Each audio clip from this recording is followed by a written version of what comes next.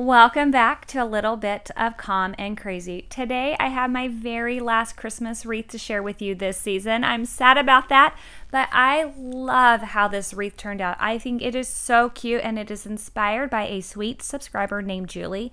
She emailed me some of her different wreaths that she has made this season, and they are all so beautiful. So thank you so much, Julie. I appreciate it.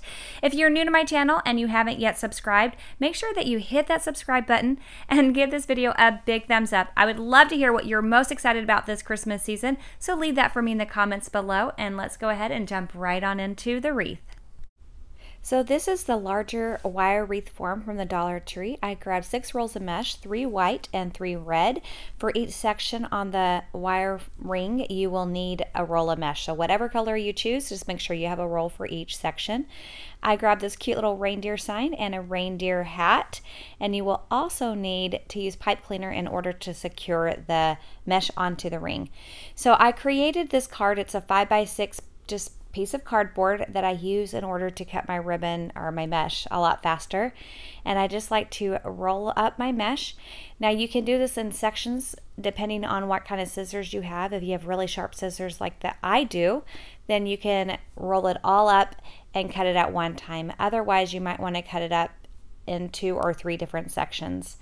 So take your mesh, roll it up nice and tight, cut it from the top, and then carefully secure the bottom, and then cut it from that side as well.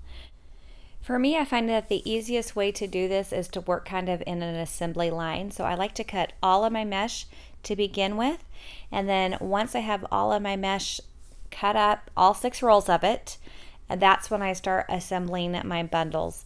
And I find that when I do it this way, then things can move faster. I also find this does take some time, so really good time to turn on a movie.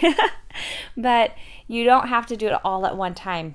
You can do one part of it and then whatever else you need to do, and then come back and do some more of it, and it just makes it not seem quite as long or tedious of a process. So now that I have all of my mesh cut up, it is time for me to work on my bundles. So first I like to make sure that I have my pipe cleaners ready. So I take my pipe cleaners, I fold them in half and cut them. And I do that for both red and white. I like my pipe cleaners to match the mesh that I'm working with, just to help make sure that it doesn't show through or distract from anything with the wreath.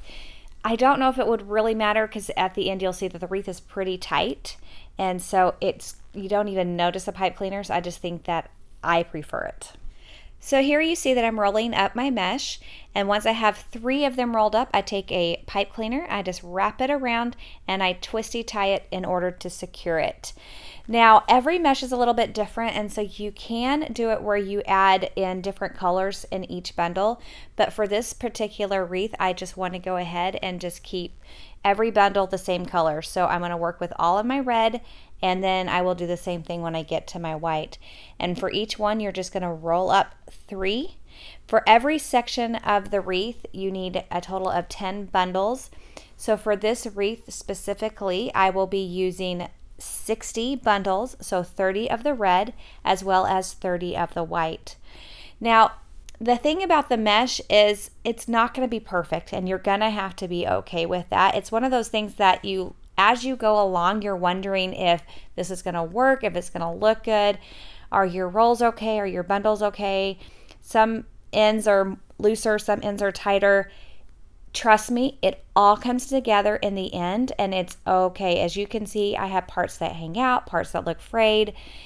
It doesn't matter. It all comes in, and you just have to have some patience with it.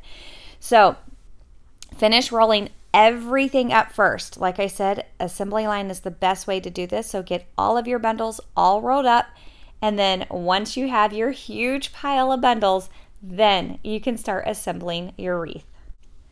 Honestly, I think this might be the easiest part. So all I need to do is take my pipe cleaner around the 2 middle rings, and then I just twisty tie the pipe cleaner around those 2 middle ones, and I'm going to alternate between the white and the red.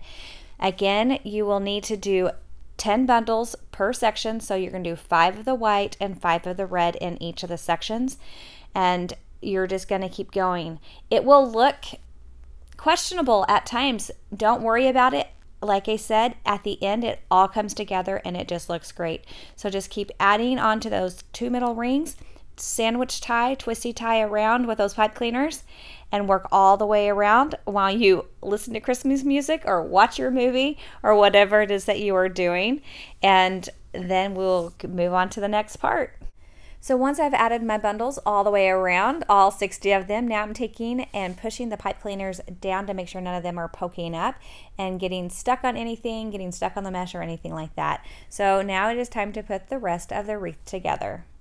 So I'm taking my Reindeer Santa hat and my cute little Bring on the Joy reindeer sign, and I'm going to attach those two together using hot glue.